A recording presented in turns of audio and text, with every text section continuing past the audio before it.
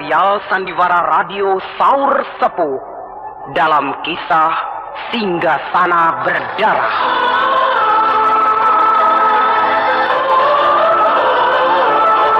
Produksi Haravana Record bekerja sama dengan Kalbe Pharma.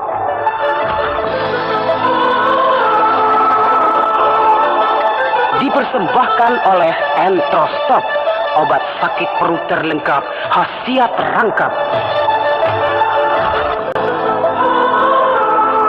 Dan Prokol, obat flu yang dulu dibeli dengan resep dokter, sekarang dapat dibeli bebas di mana-mana.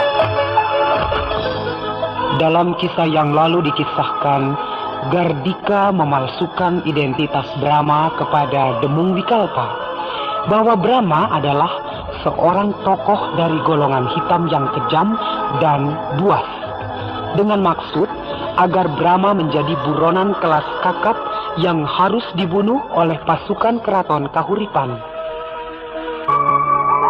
Di luar perhitungan Gardika, justru hal tersebut menguntungkan posisi Brahma, di mana dengan demikian Brahma bisa bertindak leluasa atas nama pribadi tanpa khawatir akan menyangkut perkara antara kerajaan. Sekarang sudah jelas bagi kita bahwa Gardika dan Kendala memang benar berada di negeri Kahuripan ini. Iya, Kakang Brahma. Langkah pertama adalah menyelidiki di mana tinggalnya mereka dan pembesar mana yang melindungi mereka. Kalau begitu, mau tidak mau kita harus menyusup ke dalam kompleks keraton. Benar. Wah, pasti sukar. Sebab tentu dijaga lebih ketat dari biasanya. Tidak, Harnum. Biasa-biasa saja. Loh, kedatangan kita di sini sudah diketahui mereka, bukan? Iya. Nah, tentu keraton akan dijaga ketat. Keraton tidak akan dijaga ketat. Kalau rumah pembesar yang melindungi Gardika, tentu akan dilipat gandakan penjaganya. Kenapa begitu?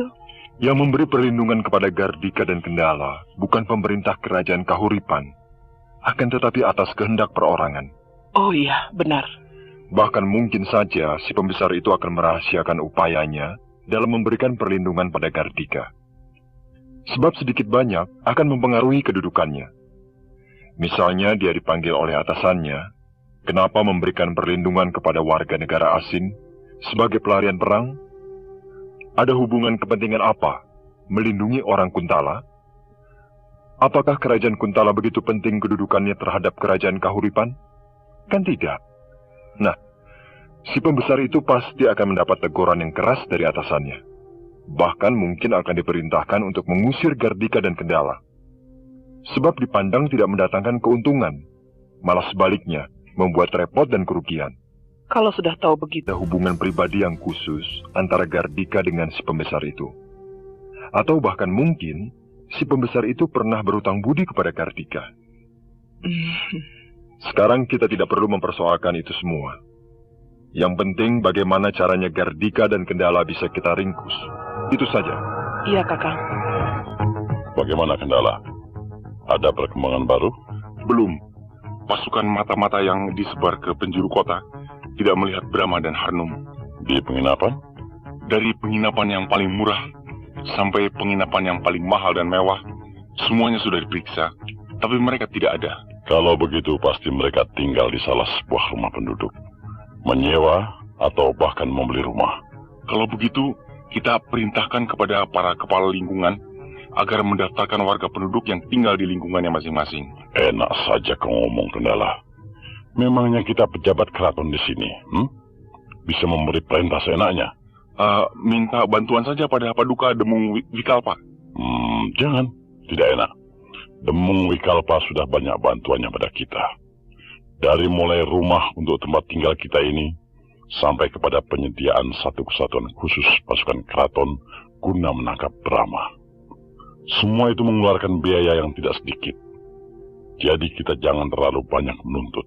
Makanya aku dulu sudah bilang, minta pekerjaan kepada beliau. Pekerjaan di dalam lingkungan ketentaraan. Supaya kita punya anak buah sendiri. Dengan begitu, kita punya pasukan sendiri yang bisa kita gunakan untuk menangkap Brahma. Sudah. Sudah? Ya. Aku sudah mengatakannya kepada beliau. Lalu, apa jawabannya? Katanya tunggu. Tunggu. Sudahlah, jangan terlalu gelisah. Pokoknya sekarang ini kita sudah aman. Bagaimana bisa aman kalau Brahma masih hidup? Tapi dia tidak akan bisa masuk ke sini. Penjagaan di sini sangat kuat. Rumah kita ini memang dijaga ketat, sebab berada di samping rumah Paduka Demung Wikalpa yang melindungi kita. Tapi di bagian lain, di dalam komplek keraton ini, tidak. Penjagaan biasa-biasa saja. Nah, tidak akan sulit bagi Brahma untuk menyusup ke dalam kompleks keraton ini. Lalu dia melihat suasana lingkungan di sini. Semua rumah pembesar tidak dijaga. Kalaupun dijaga, wajar-wajar saja. Akan tetapi ketika dia melihat rumah Paduka Demung Wikalpa ini, penjagaan sangat menyolok. Nah, dengan cepat dia akan memberitahu bahwa kita ada di sini. Penalaranmu tepat, Kendala.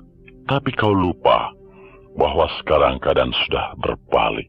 Berbalik bagaimana? Dulu kita yang dikejar-kejar oleh Brahma.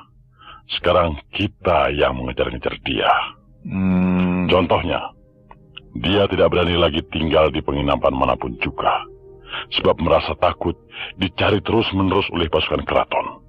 Ya, kau benar.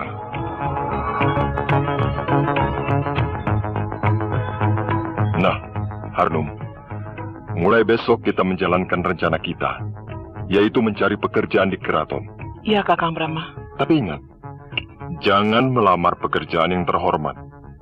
Sebab kau akan ketahuan oleh orang-orangnya, pembesar yang menjadi pelindung Gardika dan Kendala. Jadi pembantu? Wah, jelas tidak akan ada yang menerima. Sebab kau terlalu cantik untuk jadi pembantu. Kulit tubuhmu bersih lagi. Malahan bisa-bisa dicemburui oleh para istri pembesar. Sebab takut ada main sama tuannya. Enak saja. Memangnya saya ini perempuan penghibur? Begini saja. Lebih baik jadi pembantu juru masak di salah sebuah rumah pembesar, atau jadi pengasuh bayi, atau jadi pegawai rendah di balai pajak, balai perbekalan, dan sebagainya, urusan administrasi keraton. Kata Kakang Brahma saya cantik. Benar saya cantik. Betul? Kau memang cantik? Nah, mana mungkin saya diterima jadi pegawai rendah. Melihat wajah saya yang cantik, ditambah dengan tingkah laku saya yang terpelajar, pasti mereka akan menempatkan saya di jajaran pegawai kelas tinggi atau menengahan. Kalau begitu kau menyamar. Ganti pakaianmu dengan pakaian paling sederhana, pakaian gadis-gadis desa yang miskin, dan bertingkah pola sebagai gadis desa yang polos dan lugu, serta berpendidikan rendah. Tapi tetap sopan, dan untuk lebih meyakinkan, Gus. Lalu Kakang Brahma bagaimana? Aku juga akan melamar pekerjaan ke keraton. Jadi tukang kebun, atau jongos membersihkan bendi, dan mengurus kuda-kuda para pembesar keraton. Bagus, bagus. Benar-benar si Brahma itu sudah kabur. Sudah 10 hari tidak kelihatan batang hidungnya. Belum tentu, Kendala. Brahma itu orangnya licin. Mungkin dia berdiam diri dulu, menunggu sampai keadaan reda. Di mana satuan khusus pasukan keraton sudah lalai, tidak bergairah lagi mencarinya, maka saat itulah dia akan bertindak. Apa tidak mungkin dia sudah pulang ke Kuntala? Brahma bukan jenis manusia yang tepat putus asa. Dia jenis manusia yang ngotot. Tidak begitu saja akan melepaskan kita kalau tidak benar-benar menemui jalan buntu. Kalau begitu, kita perlu terus-menerus mengingatkan pasukan Demung agar tidak mengendorkan pencarian Brahma. Tidak perlu. Sebab beliau sudah tahu apa yang harus diperbuatnya. Tapi kelihatannya beliau mulai acuh tak acuh terhadap kita.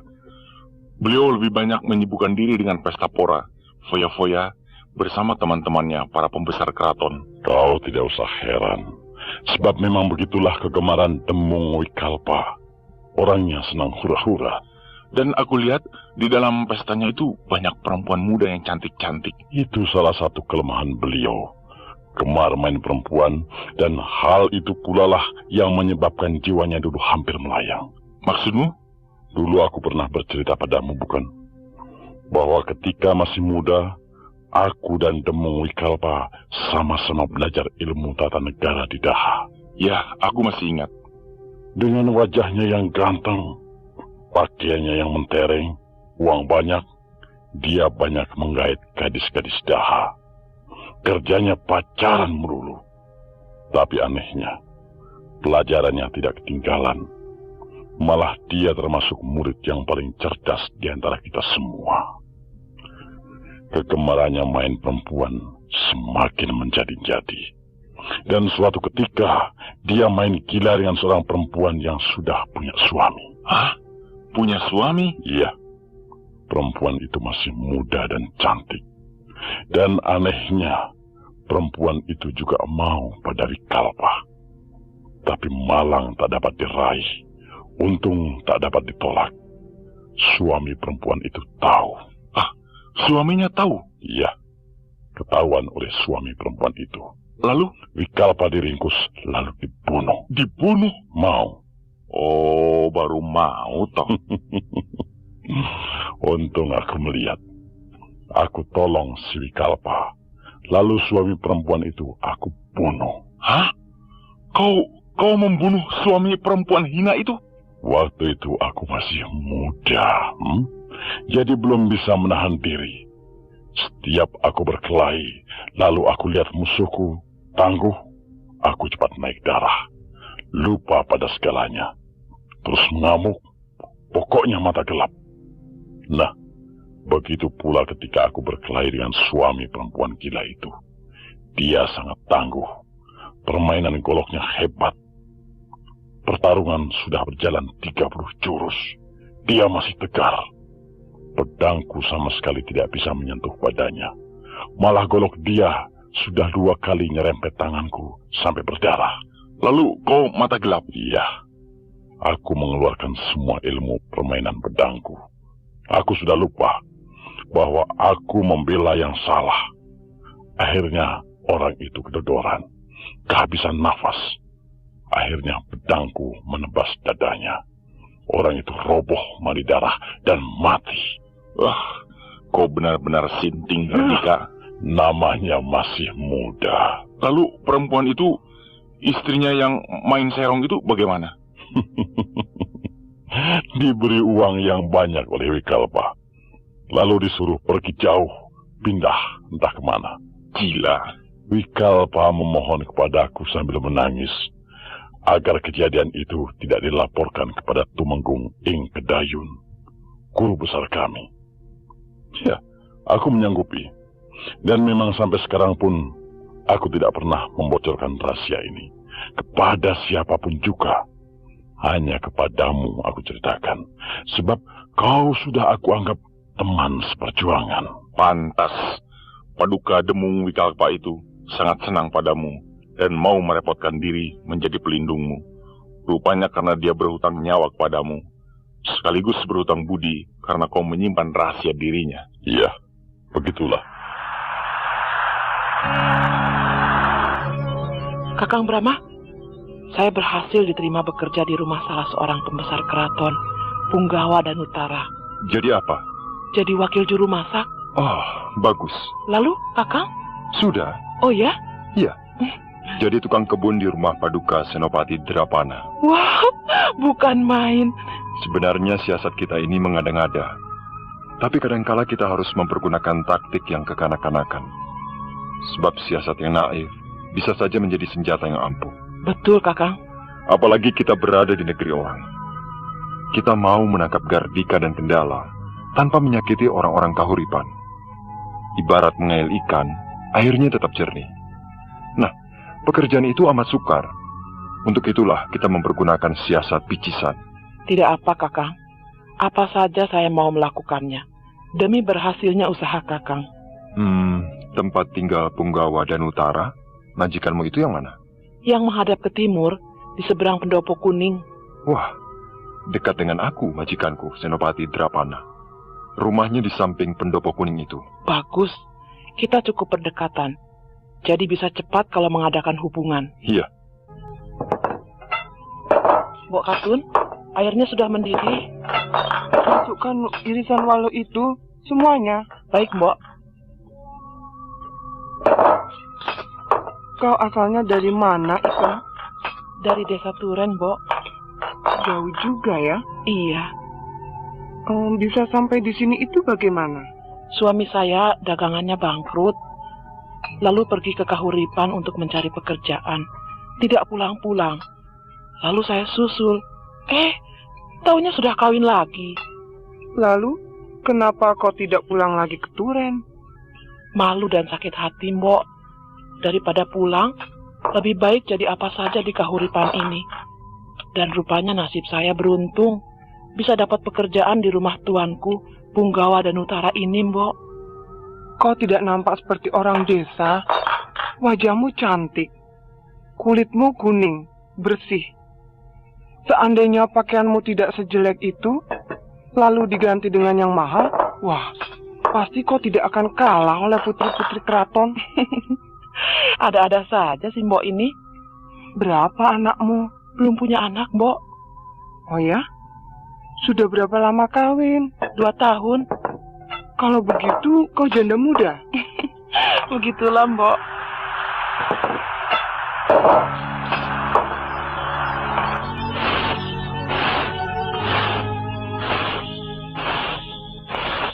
Berhenti dulu, Tarkun.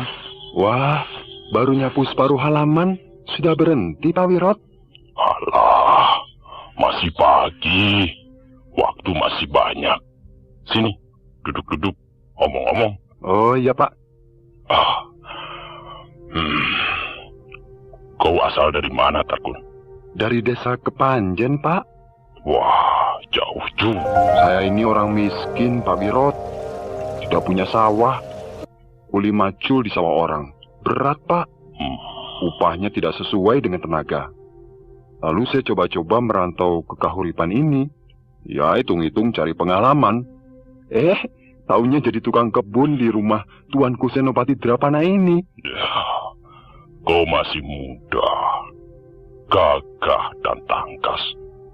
Lebih baik cari pekerjaan lain daripada tukang kebun seperti ini. Masa depanmu suram. Saya tidak punya pendidikan, Pak. Jadi prajurit keraton saja. Ya, nantilah, Pak. Pelan-pelan. Ya, majikan kita itu seorang senopati. Pasti dia bisa membantu untuk jadi prajurit keraton. Iya, Pak. Nanti saya akan menghadap kepadanya.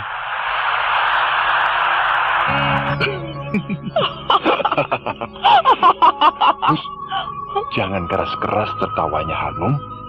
Nanti didengar orang jadi curiga. Biar saja. Paling juga orang pikir kita ini Babu dan Jongos lagi pacaran.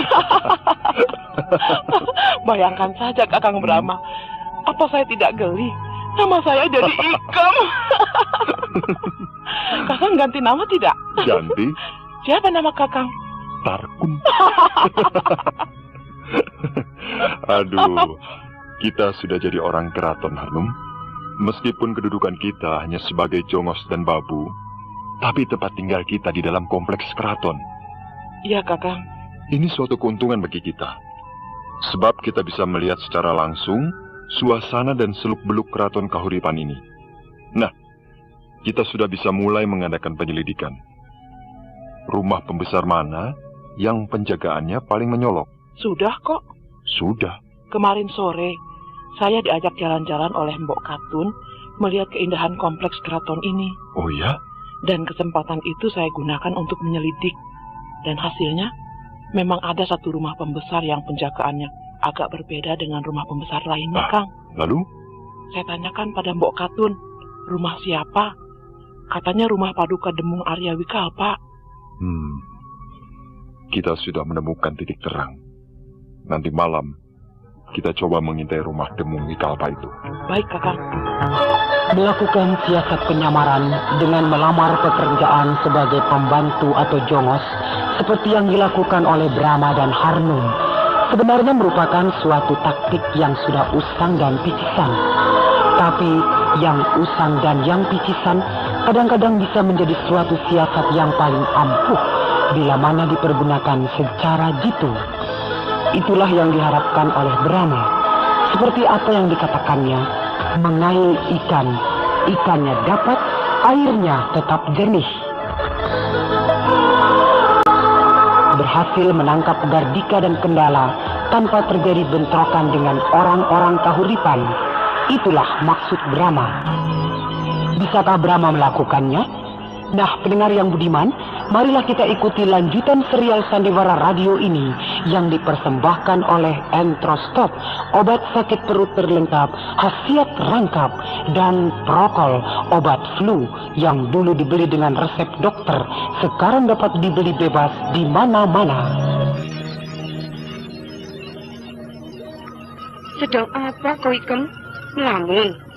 Ingat pada suamimu? Ah, tidak, Mbok. Ingat pada rumahmu di desa Turen? Iya. Ingin pulang? Kangen? Oh, tidak. Lalu? Sedang membandingkan suasana keraton dengan desa Turen di waktu malam hari seperti ini. Ya tentu saja jauh berbeda, Kang. Sepinya sama, tapi keadaannya yang berbeda, Mbok. Maksudmu? Desa Turen dan keraton ini di waktu malam sama. Sunyi. Yang terdengar hanya suara cengkrik seperti sekarang ini. Cuma di desa Turen ada tambahannya, yaitu suara kodok di sawah. Tentu saja, Kang. Di keraton kan tidak ada sawah. Iya, dan yang paling berbeda, di desa selain sunyi juga gelap, yang nampak bayangan lebatnya pepohonan. Kalau di sini, meskipun sunyi, tapi terang, banyak lampu, juga banyak gedung-gedung besar dan tinggi. Ngantuk. Ngantuk, Mbok? Iya, tidur ah. Iya, Mbok.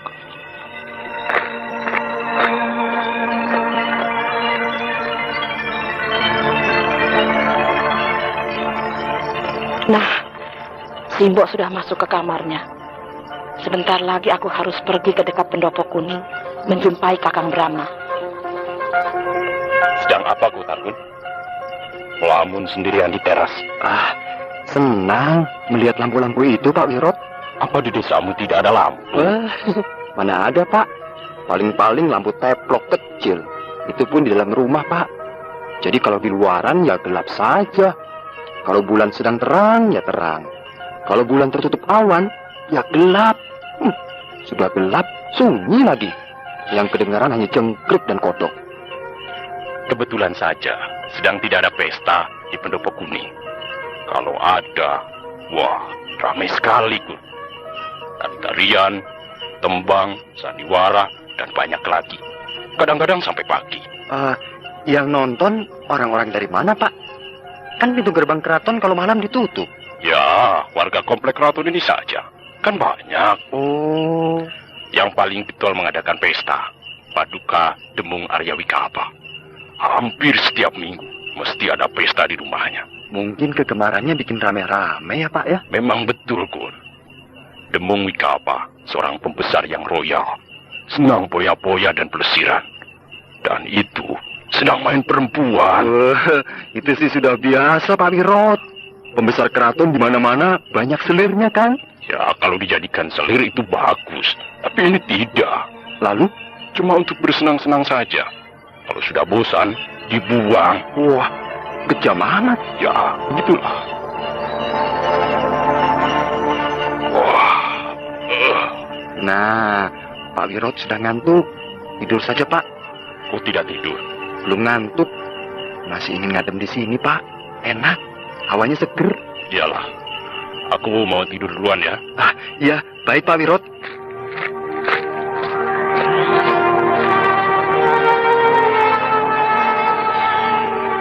Pak Wirot sudah masuk ke kamarnya. Sebentar lagi, aku harus pergi ke belakang pendopo kuning untuk menjumpai Harun.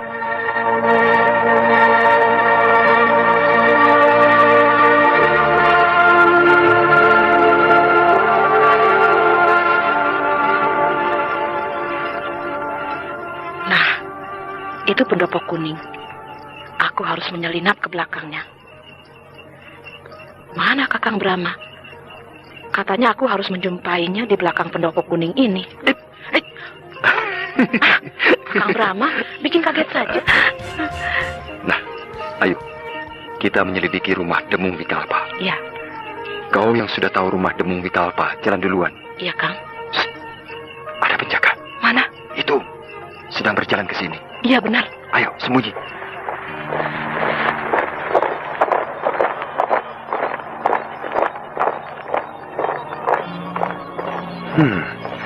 Satu regu pasukan keraton sedang mengadakan patroli keliling keraton. Iya, Mereka sedang ronda malam. Ayo, jalan terus. Ya.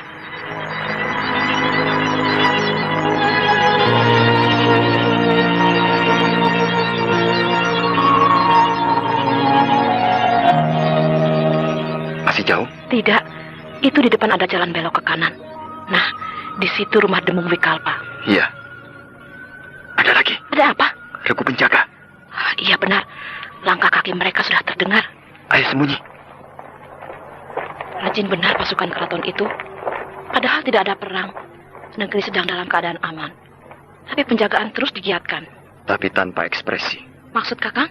Mereka hanya sekedar menjalankan tugas rutin. Kau sendiri melihatnya. Mereka, para prajurit keraton itu, menjalankan tugasnya dengan santai. Barisannya tidak rapi, malah lebih nampak sebagai sebuah kelompok orang yang sedang berjalan menonton ledek. Iya, tidak kelihatan siap siaga atau tegang. Sebab negeri sedang dalam keadaan aman. Jadi mereka cuma menjalankan tugas rutin saja. Patroli keliling keraton. Kalau tidak ada perang, memang jenuh jadi prajurit itu. Tiap hari kerjaan cuma baris atau jaga. Baris jaga, baris jaga. Begitu tiap hari. Membosankan. Sudahlah. Ayo, jalan terus. Iya.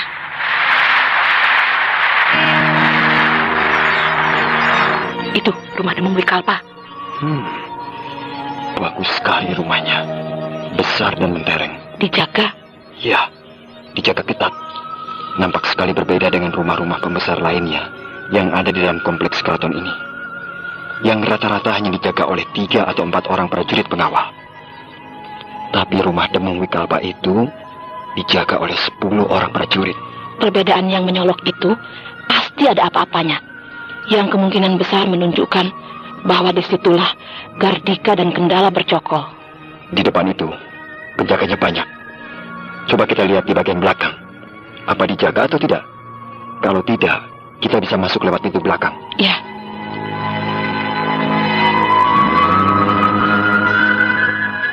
Nah, itu ada penjaga. Belum sampai di bagian belakang. Baru sampai di bagian samping. Sudah ada penjaga. Gila. Pasti di sekeliling rumah itu dijaga. Inilah bagian belakang rumah Demung Wikalpa. Sama saja, Kang. Dijaga. Iya. Ayo, ke samping kiri. Sama juga, Kang. Dijaga. Depan, belakang, samping kiri, samping kanan, semuanya dijaga. Dengan melihat penjagaan yang menyolok itu, sudah jelas bagi kita yang merupakan suatu petunjuk bahwa Gardika dan Kendala benar-benar berada di rumah itu. Dan tentang siapa pembesar keraton yang memberi perlindungan kepada Gardika dan Kendala, ialah Demung Wikalpa. Lalu apa tindakan kita sekarang? Kita harus lebih meyakinkan dugaan kita. Untuk itu mau tidak mau, kita harus masuk ke rumah Demung Wikalpa. Lewat mana? Sekeliling dijaga dengan ketat. Rumah Demung Wikalpa itu sekelilingnya dipagar tembok, sehingga mirip seperti tembok benteng. Meskipun pagar tembok itu tidak tinggi, tapi untuk bisa melewatinya tidak mudah, sebab penjagaan terlalu kuat. Tapi untung, di sekitarnya terdapat banyak pohon-pohon yang besar dan rindang. Nah, dari atas pohon itu, kita bisa melompat ke dalam pagar tembok. Itu ada pohon sawo kecik, berdekatan dengan pagar tembok. Dari pohon sawo kecik itu saja, kita lompat ke dalam.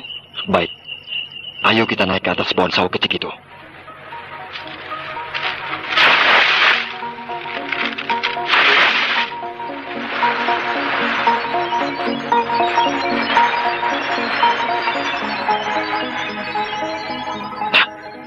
Kita sudah berada di atas pohon sawo kecil.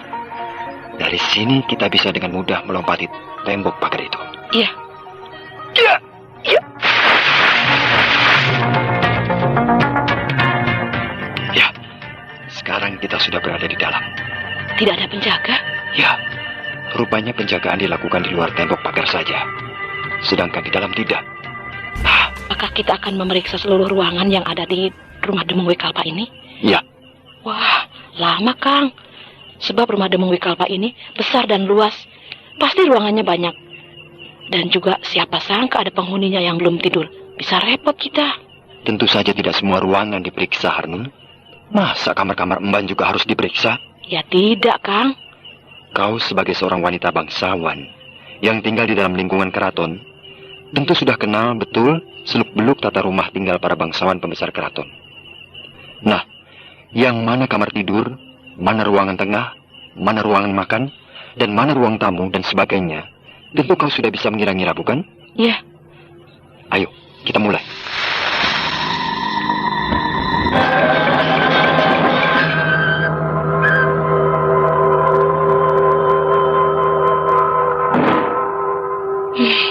Semua ruangan di rumah Demung Wikalpa itu sudah kita jelajahi.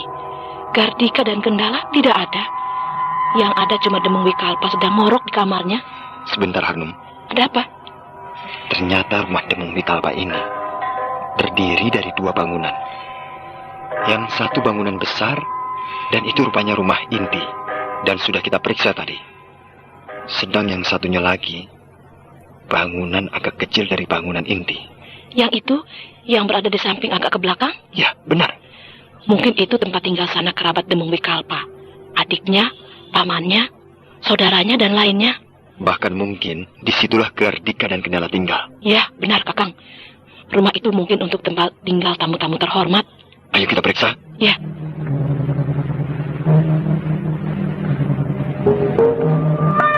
Kendala! Kau Gardika? Ada apa kau ini? Dari tadi duduk termenung di ruangan tengah ini. Kalau tidak duduk, berjalan mundar-mandir mengitari ruangan. Aku tadi sudah masuk ke kamar, tapi tidak bisa tidur. Sama. Aku juga tidak bisa tidur. Perasaanku resah banget, hatiku berdebar-debar. Akan ada apa ya? Kau terlalu memikirkan si Brahma. Ya, mungkin juga. Tidak mungkin dia bisa masuk ke sini. Pintu gerbang keraton kalau malam hari ditutup. Di dalam komplek keraton, regu-regu penjaga setiap saat keliling, patroli, dan rumah kita ini dijaga ketat. Mustahil Brahma dan Harnum bisa menembus penjagaan yang kuat itu. Sudahlah, daripada bingung, lebih baik minum. Apa itu? Arak. Arak? Arak asli buatan Tiongkok. Arak Tiongkok kok bisa sampai ke sini? Kau ini bodoh.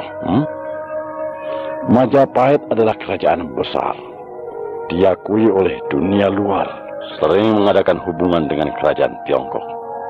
Raja Majapahit sering mengirim utusan kepada Raja Tiongkok. Begitu pula Raja Tiongkok sering mengirim utusan ke Majapahit. Boleh dikata ada hubungan yang erat antara Majapahit dengan kerajaan Tiongkok. Pantas ada arak buatan Tiongkok di sini. Kerajaan Kahuripan ini bawahan Majapahit. Tentunya kecipratan juga. Ikut menikmati barang-barang kiriman dari Tiongkok. Kau sendiri dapat dari mana? Dari Demung Wikalpa. Oh. Ayo, kita minum arak. Nanti bisa tidur enak. Tolong, tuan-tuan. Saya haus. Minta arak. Hah? Ada suara perempuan di luar. Siapa dia? Hantu? Kau ini. Ada-ada saja. Hantu apaan? Tengah malam, tiba-tiba ada suara perempuan di luar. Siapa lagi kalau bukan hantu? Buka pintunya, Tuan. Saya haus. Minta arak. Nah, tengah malam begini, mana ada perempuan keraton Gentayangan? Hei, siapa kau? Dewi Harnum. Hah? Dewi Harnum? Harnum? Harnum? Cari mati. Mana Brahma? Ini. Masuk, Kakang Brahma. Brahma. Apa kabar para penjahat? Oh, betepah. Hei, mau kemana kau? Kendala? Ini... Tutup pintunya Harnum dan jaga baik-baik. Baik, Kakang.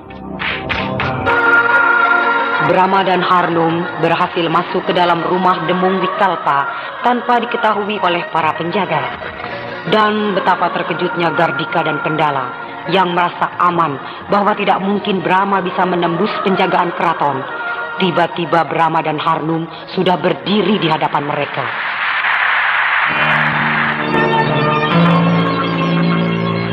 Apakah Gardika dan Kendala akan menyerah begitu saja? Apakah Brahma mampu meringkus Gardika dan Kendala tanpa menimbulkan keributan? Nah, pendengar yang budiman, marilah kita ikuti lanjutan serial Sandiwara Radio ini yang dipersembahkan oleh Entrostop, obat sakit perut terlengkap, khasiat rangkap, dan Prokol, obat flu yang dulu dibeli dengan resep dokter, sekarang dapat dibeli bebas di mana-mana.